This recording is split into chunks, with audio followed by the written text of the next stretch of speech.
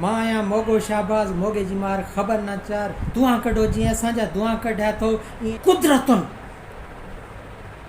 ही मोगो अव्हां खे खिलाइण में कॾहिं बि पोइते न हटंदो छो जे मोगे जी मार ख़बर न चार अस्सलाम वालेकुम या अली मदद मां आहियां जो पंहिंजो अदाकार लाला फयाज़ ऐं हीअ आहे असांजो पहिरीं प्यारो दोस्त शहबाज़ अली मोगो। इन सां ईद मिलण आया आहियूं ऐं तव्हां सभिनीनि खे बि मुंहिंजे तरफ़ां सभिनीनि खे ईद मुबारक हुजे। साईं तव्हांखे तारीफ़ बि कराईंदो ऐं पंहिंजा माना ॿुधाईंदो हलो।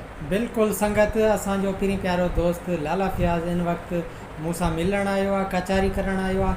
सभिनी दोस्तनि खे ईद जी लख लख मुबारकूं ऐं मोगे फ़क़ीर जूं दुआऊं हुजनि। मां आहियां मोगो शाहबाज़ मोगे जी मार ख़बर न चार असांजो पहिरीं प्यारो भाउ लाला फयाज़ इन जो यूट्यूब चैनल आहे साईं लाला फयाज़ ऑफिशियल ऐं इन खां अलावा फेसबुक पेज आहे लाला Fayaz official.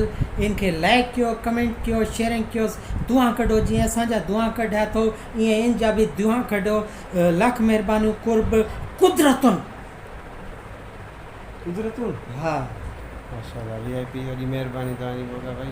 Thank U love U अलाह तव्हांखे ख़ुशि रखे। तव्हांजा वीडियो ॾिसंदा आहियूं बिल्कुलु तमामु सुठो कमु कयो था ऐं दोस्त बि ज़रूरु तव्हांखे सुञाणींदा हूंदा ऐं इंशाअल्लाह ताला वधीक कमेंट में ॿुधाईंदा तव्हांखे केतिरो सुञाणींदा आहिनि ऐं असांजे लाइ तव्हां जेको चयो त दुआ कढो इंशाअल्लाह इन वीडियो ॾिसण खां पोइ दोस्त ईअं यूट्यूब ॿियो डायलॉग यादि अची वियो आहे जेतिरो जेतिरो पब्लिक जो प्यारु वधंदो वेंदो ही मोगो अव्हां खे खिलाइण में कॾहिं बि पोइते न हटंदो छो जे मोगे जी मार ख़बर न चार